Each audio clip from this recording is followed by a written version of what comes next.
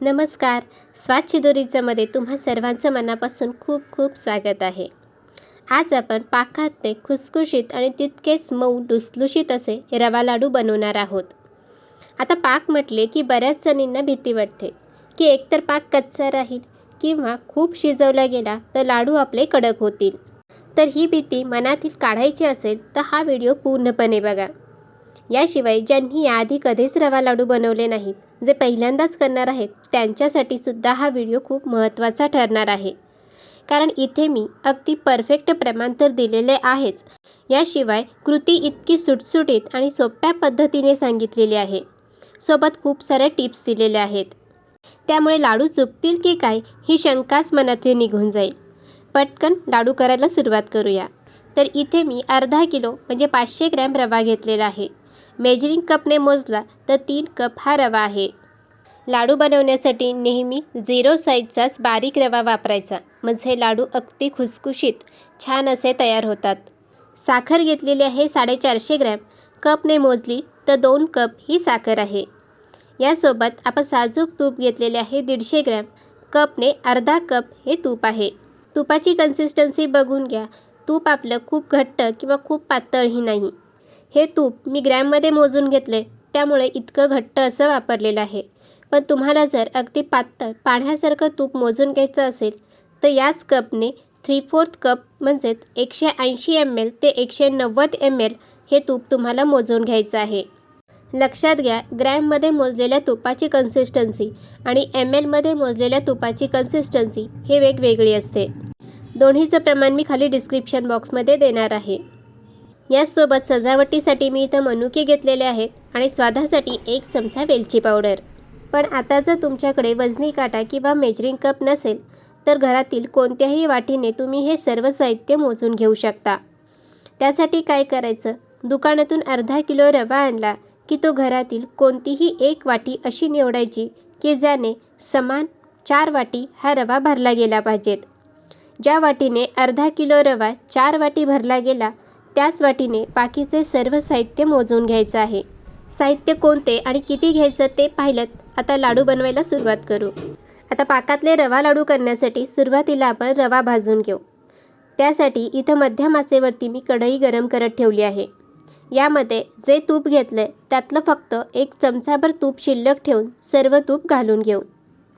आता हे तूप आपल्याला चांगलं गरम होऊ द्यायचं आहे. लक्षात घ्या, तूप चांगलं गरम झालं पाहिजेत आणि मगच यामध्ये रवा घालायचा आहे.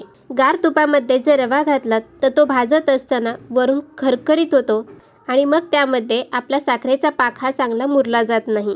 त्यामुळे गरम तुपामध्येच रवा भाजून घ्यायचा, म्हणजे रवा अगदी चांगला फुलला जातो आणि पाकसुद्धा व्यवस्थित शोषून घेतो. गरम तुपात संपूर्ण रवा घातला. आता हा रवा आपल्याला मध्यम आचेवरती हलका गुलाबी रंग येईपर्यंत भाजून घ्यायचा आहे. आता रवा तुपात घातल्यानंतर जे काही टायमिंग झालं असेल ते टायमिंग कागदावरती लिहून ठेवा. आता जे टायमिंग तुम्ही लिहून ठेवलेलं आहे तिथंपासून बरोबर 17 मिनटं हा रवा आपल्याला मध्यम आचेवरती भाजून घ्यायचा आहे. तर इथे बघा 11:53 मिनटानंतर मी हा रवा भाजायला सुरुवात केलेली आहे. गॅस मध्यमच ठेवायचा आहे, कुठेच कमी किंवा जास्त करायचं नाही आणि सतत याला हलवत राहायचं आहे, म्हणजे मग रवा अगदी व्यवस्थित भाजला जाईल, कुठे कच्चा किंवा जास्त करपणार नाही. मध्यम आचेवरती सतत हलवत राहून 17 मिनटं हा रवा भाजून घेऊ. आणखीन एक गोष्ट म्हणजे 2 बर्नरची जी गॅस शेगडी असते त्यातल्या लहान बर्नरवरती गॅस मध्यम करून मी रवा भाजून घेत आहे. इथे बघा 12:10 झालेली आहेत. सुरुवातीपासून बरोबर 17 मिनटं झालेली आहेत. रवा आपला हलक्या गुलाबी रंगावरती व्यवस्थित असा भाजून झालेला आहे. आता या स्टेपला शिल्लक ठेवलेलं 1 चमचा तूप घालायचं आहे आणि याला मिसळून घ्यायचं आहे. 1 चमचाभर तूप असं सगळ्यात शेवटी घातलं की तुपाचा खमंग असा वास लाडूला अगदी शेवटचा लाडू संपेपर्यंत राहतो. याला मिनिटभर फक्त मिसळून घेऊ आणि गॅस बंद करू. भाजून झालेला सगळा रवा एका ताटामध्ये काढून घ्यायचा आहे, कारण कढई तापलेली असते आणि तो रवा अजून भाजला जातो आणि कडक होतो आणि असा रवा पाक शोषून घेत नाही आणि मग लाडू हे आपले कोरडे होतात, मऊ लुसलुशीत असे तयार होत नाहीत. भाजून घेतलेला सगळा रवा एका ताटामध्ये मी काढून घेतला. आता त्याच कढईमध्ये पाक करायला सुरुवात करूया. साखरेचा पाक करण्यासाठी कढईमध्ये घेतलेली सर्व साखर घालू. पाक करण्यासाठी जेवढी साखर घेतली असेल त्याचा निम्मा भाग पाणी घ्यायचा आहे. 2 कप साखरेसाठी इथं 1 कप मी पाणी घातलेलं आहे. याला एकसारखं पसरून घेऊ. अंदाजाने म्हणाल तर हे बघा, साखर एकसारखी पसरून घेतली. साखर बुडून वर अर्धा इंच येईल इतपत पाणी यामध्ये घातलेलं आहे. आता गॅस मध्यम किंवा मोठा ठेवायचा आणि ही साखर आपल्याला वितळून घ्यायची आहे. आत्ता घड्याळामध्ये 12:15 झालेली आहेत. इथून पुढे 2 ते 3 मिनिटांमध्ये साखर पूर्णपणे वितळली जाते. याला सतत हलवत राहू म्हणजे साखर खाली करपणार नाही. इथे बघा, मध्यम आचेवरती सतत हलवत राहून 2 ते 3 मिनिटं झाली. साखर पूर्ण वितळलेली आहे आणि याला उकळी फुटायला सुरुवात झालेली आहे. घड्याळामध्ये 12:18 झालेली आहेत. आता या स्टेपला जर तुम्ही पाहिलं तर माझं साखरेचं पाणी हे खूप काळपट दिसत आहे. तर हे मी आधी स्वच्छ करून घेणार आहे. त्यासाठी काय करायचं आहे, यामध्ये 1 चमचा साधं रूम टेम्परेचरचं दूध घालायचं आहे. दूध घातल्यानंतर याला एकदा मिसळून घेऊ आणि याला एक उकळी फुटण्याची वाट बघूयात.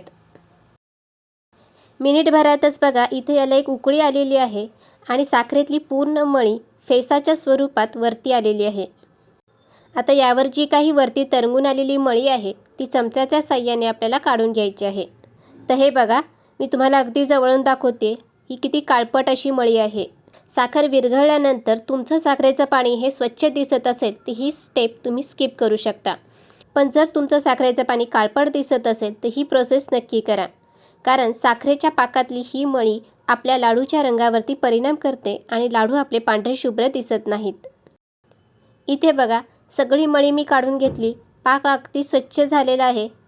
तर पाक करायला सुरुवात केल्यापासून 5 ते 6 मिनिटं झालेली आहेत आणि पाक तुम्ही बघू शकता. स्पॅच्युल्यावरून हे पटकन घसरून खाली येतं. याला अजिबात अजून घट्टपणा आलेला नाही. आता याला सतत हलवत राहून 7 ते 8 मिनिटं शिजवून घेऊ. साखरेच्या पाण्याला उकळी आल्यानंतर बरोबर 7 ते 8 मिनिटं लागतात आपला साखरेचा एकतारी पाक होण्यासाठी. हे गोष्ट लक्षात ठेवा. आता साखर वितळून मळी काढून घेतल्यानंतरचं टायमिंग कागदावरती लिहून घ्या आणि तिथून पुढे 7 ते 8 मिनिटं हा पाक शिजवून घ्या.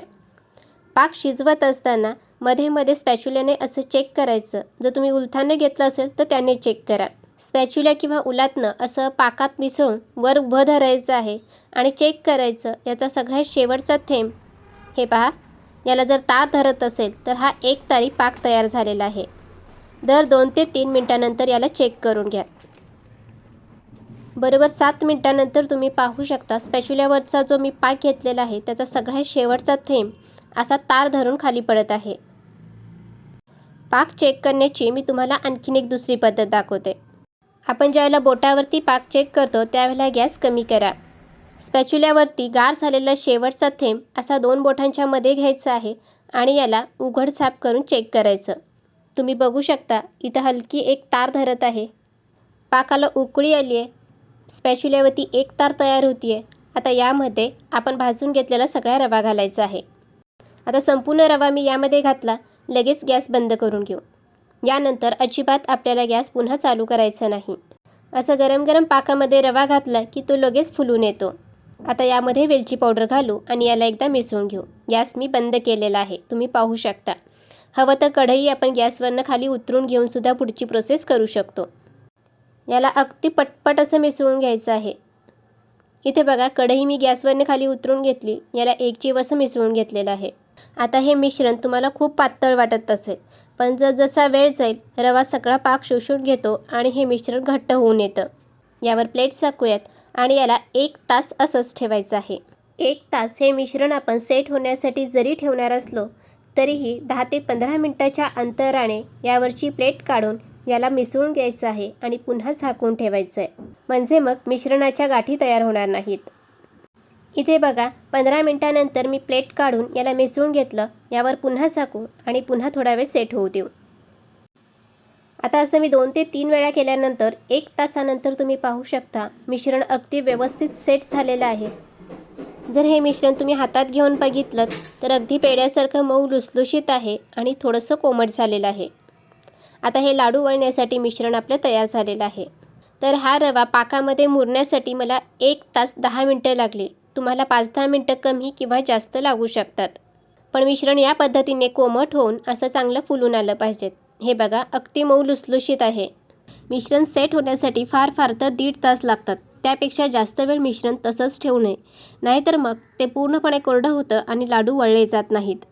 आता याचे लाडू वळून घेऊ. लाडू वळत असताना वरती सजावटीसाठी मी इथं मनुके घेतलेले आहेत. बऱ्याच वेळेला लाडूला मनुके लावले की ते पडतात, तर त्यासाठी काय करायचं, मनुका घ्यायचा, 2 बोटांमध्ये असा थोडा फिरवून मऊसूत करायचा आणि मग तो लाडूवर लावायचा, म्हणजे तो अजिबात पडत नाही. लाडू बांधायला सुरुवात करूया. जेवढा लहान किंवा मोठा आपल्याला लाडू बांधायचा आहे तेवढं मिश्रण हातावर घ्यायचं. ते अशा पद्धतीने चोळून यामध्ये जर काही गाठे झाले असतील तर ते फोडून घ्यायचे आहेत आणि मग याचा लाडू वळून घ्यायचा आहे. यावर मी मनुका लावला आणि लाडू वळून घेतलेला आहे. बघा किती सुंदर लाडू तयार झाला आहे. याच पद्धतीने सगळे लाडू करून घेऊ. मिश्रण हातावर घ्यायचं आहे, थोडंसं असं चोळून घ्यायचं, याच्या गाठी फोडून घ्यायच्या आणि त्याचा लाडू वळून घ्यायचा. तर इथं आपण अर्धा किलो रवा वापरून लाडू बनवले. 950 ग्रॅम हे वजनाला भरलेले आहेत. लाडू म्हणाल तर 29 लाडू तयार झालेत. पण जर तुम्ही अर्धा किलो रव्यासाठी अर्धा किलो साखर वापरून लाडू बनवलेत तर ते वजनाने बरोबर 1 किलो भरतात.